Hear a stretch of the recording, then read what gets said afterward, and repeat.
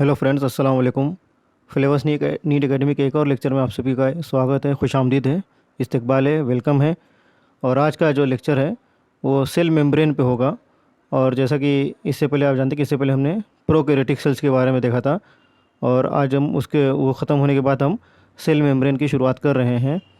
तो cell membrane जो है, जैसा कि मेम्ब्रेन लफ्ज़ आप समझ सकते होंगे कि मेम्ब्रेन किसको कहते हैं। मेम्ब्रेन कहते हैं झिल्ली को, घिसा, गिलाफ या कवरिंग जो होती है उसको मेम्ब्रेन कहते हैं। तो इसी के बारे में डिटेल देखना है कि सेल जो होता है वो भी ज़ाहिर सी बात है कि सेल को अगर कोई मेम्ब्रेन घेरे ना रहे, कोई चीज़ उसकी कवर ना करे, तो सेल के जो कंटेंट होते हैं वो बह जाएंगे, इधर उधर हो जाएंगे। तो कोई एक स्ट्रक्चर जैसा नहीं दिख पाएगा वो। तो इसी चीज़ को एक जगह रोके रखने के लिए, ऑर्गेनाइज्ड रखने के लिए किसी की झिल्ली या गिलाफ की ज़रूरत है, और वो झिल्ली होती है सेल मेम्ब्रेन। तो इसी को आगे बढ़ाते हैं। चलिए आज का लेक्चर शुरू करते हैं। तो सबसे पहले तो एक बात ये याद रखना है आपको कि सेल मेम्ब्रेन को प्लाज्मा मेम्ब्रेन भी कहते हैं। दोनों एक ही चीज़ें हैं। तो चाहे सेल मेम्ब्रेन कहीं पूछिए या प्लाज्मा मेम्ब्रेन, दोनों एक ही चीज़ की बात करती हैं। और दूसरी अहम चीज़ ये है कि सेल मेम्ब्रेन जितने भी लिविंग ऑर्गेनिजम्स हैं सब में पाई जाती है। कोई भी लिविंग ऑर्गेनिज्म ऐसा नहीं है जिसमें सेल मेम्ब्रेन ना हो। ठीक है, ये एकदम अच्छे से याद रखना है। चाहे यूकैरियोटिक सेल हो, चाहे प्रोकैरियोटिक सेल्स हो, चाहे प्लांट्स हो या एनिमल्स हो या बैक्टीरिया, फंगी, कोई भी जानदार हो, जो जानदार अगर है वो, तो उसमें सेल मेम्ब्रेन पाई जाएगी। और यहाँ पे अब आप ये याद करिए कि क्या सेल वॉल भी सब जानदारों में पाई जाती है या नहीं। तो अगर याद है तो ठीक है, अगर नहीं याद है तो पिछला लेक्चर फिर से देखिए या सर्च करिए, ताकि ये चीज़ आपके दिमाग में बैठ जाए कि सेल वॉल भी सब में पाई जाती है या नहीं। और सेल मेम्ब्रेन के बारे में भी याद रखना है कि ये सारे जानदारों में पाई जाती है।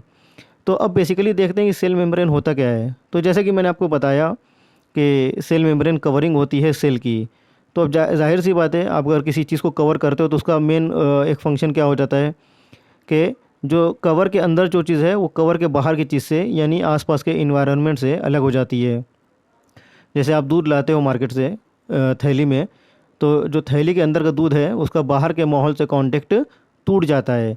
थैली के अंदर का दूध अलग हो जाता है और उसके आसपास का जो माहौल है, हवा है, जो भी है, वो उससे अलग हो जाता है। तो यही बेसिकली सेल मेम्ब्रेन करता है कि सेल के अंदर का जो कंटेंट है उसको सेल के बाहर के कंटेंट से अलग कर देती है। ठीक है।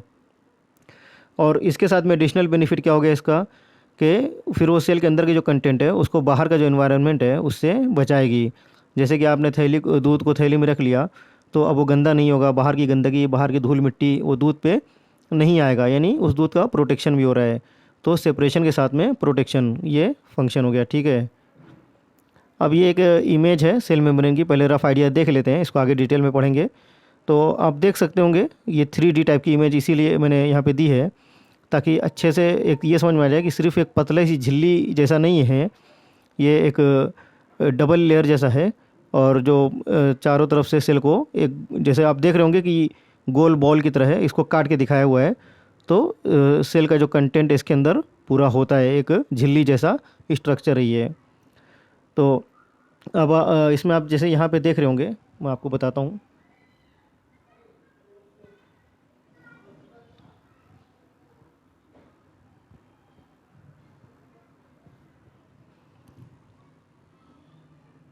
यहाँ पे आप देखेंगे कि यहाँ पे एक इंट्रा सेलुलर दिया हुआ है और ये एक्स्ट्रा सेलुलर दिया है। तो ये जो इंट्रा सेलुलर है वो ये हिस्सा है, और ये जो एक्स्ट्रा सेलुलर है ये पूरा बाहर का हिस्सा है। तो इसी सेल मेम्ब्रेन को यहाँ से आप काट के इसको यहाँ पे इस तरह से दिखाया हुआ है। तो एक जो हिस्सा है वो इंट्रा सेलुलर हो गया, यानी जो सेल के अंदर का हिस्सा है। और दूसरा हिस्सा जो एक्स्ट्रा सेलुलर है, यानी एक्स्ट्रा यानी बाहर, एक्स्ट्रा अलग, वो बाहर का हिस्सा है। इंट्रा यानी अंदर। ठीक है। तो इसको आगे देखते हैं। इतना देखने के बाद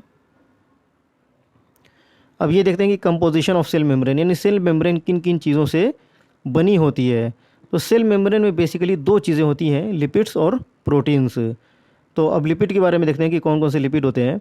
तो 3 तरीके के लिपिड मेनली सेल मेम्ब्रेन में पाए जाते हैं, जिनको मेजर मेम्ब्रेन लिपिड्स कहते हैं। इसके अलावा भी और से होते हैं, लेकिन जो मेजर हैं वो 3 हैं, और उसमें भी सबसे जो अहम है वो है फॉस्फोलिपिड। सबसे ज़्यादा फॉस्फोलिपिड पाया जाता है। और इसके अलावा जो 2 और तरीके के लिपिड होते हैं वो ग्लाइकोलिपिड्स और कोलेस्ट्रॉल। तो ये 3 तरीके के लिपिड जो होते हैं सेल मेम्ब्रेन में पाए जाते हैं। और इनका अरेंजमेंट जो होता है वो बाई लेयर में होता है। बाई लेयर किसे कहते हैं? बाई का मतलब होता है 2, और लेयर तो आप जानते हैं दो तह यानी दो सतह या दो तह, यानी सिंगल लेयर नहीं होती है। यानी आप ये समझ लीजिए कि दूध की थैली आप अगर डबल कर लेते हो, ज़्यादा दूध होता है फटने का खतरा होता है, तो आप डबल थैली कर लेते हो ना, तो वही बाई लेयर हो गई, यानी दो दो दो लेयर होती हैं। उसको इस इमेज से आप अच्छे से समझ सकते हैं। इसमें आप देख सकते हैं दो लेयर दी हुई है, तो दोनों लेयर जो है एक तरफ फेस नहीं कर रही है। आप देख सकते हैं कि एक का ऊपरी हिस्सा बाहर है और एक का ऊपरी हिस्सा अंदर है। तो जो दोनों के हेड हैं, यहाँ पे आप देख रहे होंगे कि ये हेड एरिया है। तो दोनों जो लेयर है उसके हेड जो है वो अपोजिंग डायरेक्शन में होते हैं, और टेल जो होती हैं, ये टेल है पूरा यानी दुम, वो एक दूसरे को फेस करती हैं। तो हेड अपोजिट डायरेक्शन में जाता है और टेल एक दूसरे की तरफ फेस करती हैं, एक दूसरे के ऊपर नीचे नहीं होती हैं, ठीक है, दोनों का डायरेक्शन अलग अलग होता है। तो ये था बाई लेयर का फार्मूला कि किस तरह से बाई लेयर बनती है, दो लेयर बनती है जिसके दोनों के डायरेक्शन हेड के अलग अलग होते हैं। अब जैसे हमने इसमें दो चीज़ देखी, दो चीज़ आपके सामने आई कि हेड और टेल। तो ये हेड और टेल होता क्या है, तो पहले हेड के बारे में देखते हैं। तो जो हेड होता है वो पोलर होता है। पोलर होने का मतलब क्या हुआ, पोलर होने का मतलब हुआ कि इलेक्ट्रिकली चार्ज होना, यानी जिस पे ज़ीरो न्यूट्रल चार्ज ना हो, जो न्यूट्रल ना हो, जिसके चार्ज में कहीं पॉजिटिव हो और कहीं निगेटिव हो, जिससे दो दूसरे चीज़ों को अपनी तरफ अट्रैक्ट करे। जो चीज़ ज़ीरो होती है, न्यूट्रल होती है, वो दूसरे मॉलिक्यूल्स को अट्रैक्ट नहीं करती है। और जो चीज़ क्या कहते हैं नॉन पोलर होती है, वो उस पर चार्ज होता है, तो वो मॉलिक्यूल्स को अट्रैक्ट करती है। तो हेड जो होता है वो पोलर होता है। तो इसका पोलर होने का जो सिग्निफिकेंस है वो आगे आपको बताया जाएगा। और जैसे यहाँ पे आप देख सकते हैं कि पोलर होने के साथ में हाइड्रोफिलिक भी है हेड। हाइड्रोफिलिक होने का मतलब क्या हुआ, हाइड्रो का मतलब होता है वाटर और फिलिक का मतलब होता है लविंग, यानी पानी से लव करने वाला, पानी से मोहब्बत करने वाला। तो यहाँ पे ये मोहब्बत वैसी नहीं है, इसका मतलब सिर्फ इतना होता है कि पानी को ये अट्रैक्ट करता है या पानी की तरफ अट्रैक्ट होता है, पानी से दूर नहीं भागता है। तो यही है वजह कि ये पोलर है तो पानी की तरफ अट्रैक्ट होता है। अगर ये नॉन पोलर होता तो पानी से दूर भागता, ठीक है। अब इसी चीज़ से आगे एक चीज़ निकल के आती है कि इसका डायरेक्शन क्या होता है। तो अब जैसे कि आप पिछली उसमें देखे थे, यहाँ पे आप देख रहे होंगे कि जो सेल का जो हेड है, जो फॉस्फोलिपिड लेयर का जो हेड है, वो कहाँ कहाँ है। एक तो जो एक्स्ट्रा सेलुलर एनवायरनमेंट की तरफ है और एक इंट्रा सेलुलर की तरफ है। तो इसमें ख़ास बात क्या है कि जाहिर सी बात है कि सेल के अंदर भी आप फ्लूइड या पानी कह सकते हैं, वो है, सेल के अंदर भी पानी है और सेल के बाहर भी पानी ही होता है। सेल जो पाया जाता है वो पानी के बीच में ही होता है, फ्लूइड होता है, इंट्रा सेलुलर फ्लूइड कहते हैं उसको, यानी सेल्स के बीच का फ्लूइड। तो यही खासियत इसके पोलर होने की कि ये दोनों तरफ जो होता है ना वो फ्लूइड की तरफ इसका मुंह होता है, चाहे सेल के अंदर का फ्लूइड या सेल के बाहर का फ्लूइड। तो ये पोलर है तो उस सेल फ्लूइड की तरफ खींचा रहता है, उससे दूर नहीं भागता है। तो इसीलिए जो हेड का डायरेक्शन रहेगा वो हमेशा फ्लूइड की तरफ रहेगा, चाहे इंट्रा सेलुलर हो या एक्स्ट्रा सेलुलर हो। और इसीलिए दोनों जो मैंने आपको लेयर बताई कि इसमें देखेंगे आप कि जैसे यहाँ पे बताया था कि ये जो दोनों का हेड है अलग अलग डायरेक्शन में, तो अलग अलग डायरेक्शन में होने की वजह यही है कि बाहर के डायरेक्शन में रहता है तो बाहर के फ्लूइड की तरफ इसका मुंह होता है, और जो अंदर होता है वो अंदर के फ्लूइड की तरफ इसका मुंह होता है। ये जब कंपेयर करेंगे आप टेल से तो और ज़्यादा अच्छे से समझ में आएगा कि टेल जो होती है नॉन पोलर होती है, यानी इस पर इलेक्ट्रिकल चार्ज नहीं होता है, न्यूट्रल होता है। तो अब जाहिर सी बात है कि न्यूट्रल है तो किसी चीज़ को अपनी तरफ खींचेगी नहीं और उसकी तरफ अट्रैक्ट नहीं होगी। तो ये हो जाती है हाइड्रोफोबिक। हाइड्रो यानी वाटर और फोबिक यानी हेट यानी नफरत करना या उससे भागना। तो अब इसको देखते हैं फिर से एक बार, आप देखेंगे कि ये हाइड्रोफोबिक हो गई। अब यहाँ पे देख सकते हैं आप टेल, इसमें ज़्यादा बेहतर समझ में आएगा कि अब ये टेल देखेंगे तो दोनों अंदर की तरफ है, यानी टेल जो है वो कहीं पर भी फ्लूइड की तरफ उसका मुंह नहीं है, बाहर के फ्लूइड से भी दूर है और अंदर के फ्लूइड से भी दूर है। क्यों? क्योंकि ये हाइड्रोफोबिक है, इस पर कोई चार्ज नहीं है। जब कोई चार्ज नहीं तो इसमें अट्रैक्शन नहीं है, अट्रैक्शन नहीं है तो पानी से दूर भागती है, दूर भागती है तो इसका रुख जो है वो पानी से दूर होता है। तो ना अंदर के पानी के कांटेक्ट में होती है और ना बाहर के पानी के कांटेक्ट में होती है। किसके अंदर? बाहर, सेल के अंदर और बाहर, ठीक है। तो ये फ़र्क आपको समझ में आ गया होगा कि हाइड्रोफोबिक और हाइड्रोफिलिक और पोलर नॉन पोलर और हेड टेल में क्या क्या है। अब आज के क्विज़ का टाइम है। तो सवाल ये है कि plasma membrane is made up of, 4 option है। Option A protein, a lipid and a cellulose layer. Option B biomolecular lipid layer surrounded by protein layers. Option C a protein layer between 2 lipid layers. और option D a lipid layer between 2 protein layers. तो ये 4 option हैं, अच्छे से पढ़ लेना है, थोड़ा सा मुश्किल आज के लिए मैंने रखा है। ताकि आपको भी मतलब जो सर्च करने में, ढूंढने में, पढ़ने में, पहले तो पढ़ के समझने की कोशिश करना है। और उसमें से आप मतलब एनसीईआरटी में से अगर पढ़ के समझ सकते हो तो बहुत अच्छी बात है, और नहीं तो फिर उसके बाद आप नेट पे सर्च करो तो आपको याद रहेगा, ठीक है। लेकिन पहले खुद से करेंगे तो ज़्यादा बेहतर है। खुद से करने के बाद आप उसको कन्फर्मेशन के लिए एक बार गूगल कर लो और फिर सही जवाब मेरे को भेज दो। क्योंकि मेन मकसद यहाँ पे सही जवाब से ज़्यादा मेन मकसद ये है कि आप उसको सर्च करो, उसको पढ़ो, ताकि आपके दिमाग में बैठे। तो वो आप सही जवाब दे तो गूगल पे सर्च करके, उससे कोई ऑब्जेक्शन नहीं है, ठीक है। लेकिन पहले आप उसको खुद से करने की कोशिश करो। अब जैसे कि फॉस्फोलिपिड बता दिया आपको, तो उसके बाद सेल की मेम्ब्रेन में और भी कुछ कंटेंट होते हैं। वो क्या है? एक तो होता है कोलेस्ट्रॉल, एक होता है प्रोटीन, फिर होता है कार्बोहाइड्रेट। ये सब भी अहम सेल के पार्ट्स होते, सेल मेम्ब्रेन के पार्ट होते हैं। तो इसका भी आप डिटेल आगे चल के देखेंगे। अब इसमें ख़ास बात ये है कि जो जैसे कि आपको पता है कि लिपिड और प्रोटीन दो मेन कॉन्स्टिट्यूएंट्स हैं सेल मेम्ब्रेन के। तो जितने बॉडी और जो सब जानदारों में सेल पाए जाते हैं, उसमें इनका जो रेशो होता है वो कांस्टेंट नहीं होता है, अलग अलग होता है। यानी हमेशा ऐसा नहीं कि 50% लिपिड और 50% प्रोटीन होगा। कभी कुछ होता है, कभी 50 और 50 होता है, कभी 60 और 40 भी हो सकता है, कभी 70-30 भी हो सकता है। जैसे कि एक एग्जांपल यहाँ पे दिया हुआ है कि जो एरिथ्रोसाइट यानी हमारे रेड सेल होते हैं खून के, उसमें 52% प्रोटीन होता है उनकी सेल मेम्ब्रेन में, और 40% लिपिड होता है। लेकिन कहीं दूसरी जगह कोई दूसरा सेल देखेंगे आप तो उसमें ये रेशो चेंज हो जाएगा, ठीक है। अब जो प्रोटीन होते हैं जो सेल मेम्ब्रेन में, जैसे कि आपको दो चीज़ बताई थी मेन, कि एक लिपिड मेन होता है और एक प्रोटीन मेन होता है। तो प्रोटीन भी जो होता है सेल मेम्ब्रेन का, वो दो तरीके का होता है। लिपिड तो हमने देख लिया, अब प्रोटीन देखते हैं। एक प्रोटीन इंटीग्रल होता है और एक पेरीफेरल होता है। इंटीग्रल का मतलब क्या हुआ?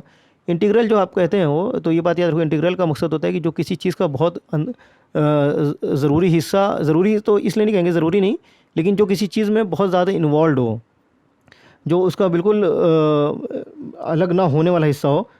जैसे आप कहोगे कि जैसे घर होता है तो उसमें जो बाप होता है वो घर का एक इंटीग्रल हिस्सा है, या कोई कॉलेज है तो उसमें कुछ टीचर होते हैं, वो उसके कॉलेज के इंटीग्रल हिस्से होते हैं, उनके बगैर काम नहीं चलेगा, उनको निकाला नहीं जा सकता।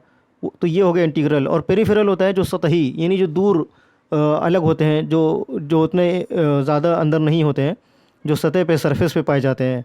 तो ये होता है पेरीफेरल। पेरीफेरल का मतलब होता है मुहित, यानी अहाते पे, यानी जो बाउंड्री पे जो चीज़ें होती हैं। और इंटीग्रल का मतलब होता है अंदरूनी।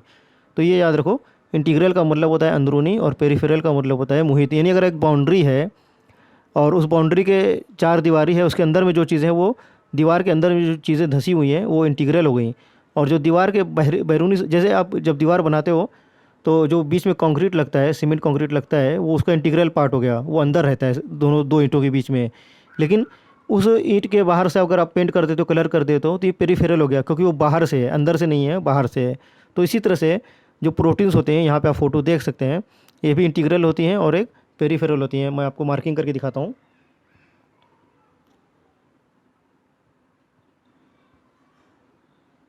ये देखिए, ये इंटीग्रल है, ठीक है, ये सेल के अंदर धंसी हुई है। ये पेरीफेरल है, ये सेल की सरफेस पे पाई जा रही है। तो ये दो तरीके की प्रोटीन्स पाई जाती हैं, और इंटीग्रल और पेरीफेरल। तो ये है, और आज का लेक्चर ये इतना ही था। अगले लेक्चर में हम जो देखेंगे मेन चीज़ें, वो एक तो ये होंगी कि प्लाज्मा मेम्ब्रेन का मॉडल, यानी प्लाज्मा मेम्ब्रेन होती कैसी है। और दूसरा हम देखेंगे कि चीज़ें जो होती हैं सेल के अंदर बाहर किस तरह करती हैं, क्योंकि सेल को ज़िंदा रहने के लिए और सेल के जो फंक्शंस होते हैं, तो बहुत सी चीज़ें सेल को उन फंक्शंस के लिए और ज़िंदा रहने के लिए वो चीज़ें लगती हैं, जो कि हमारे ग़िज़ा से हासिल होती हैं। तो वो खाना खाने से लेकर उस सेल के अंदर तक वो चीज़ें किस तरह से पहुँचती हैं, सेल के बाहर तक तो आ जाती हैं, लेकिन जो जैसे कि आपको बताया था कि जो थैली है, सेल की मेम्ब्रेन है, उसके अंदर किस तरह से जाती है। जैसे अगर आपने थैली में दूध को रख दिया तो अब उस थैली में से कोई चीज़ तो अंदर जाएगी नहीं।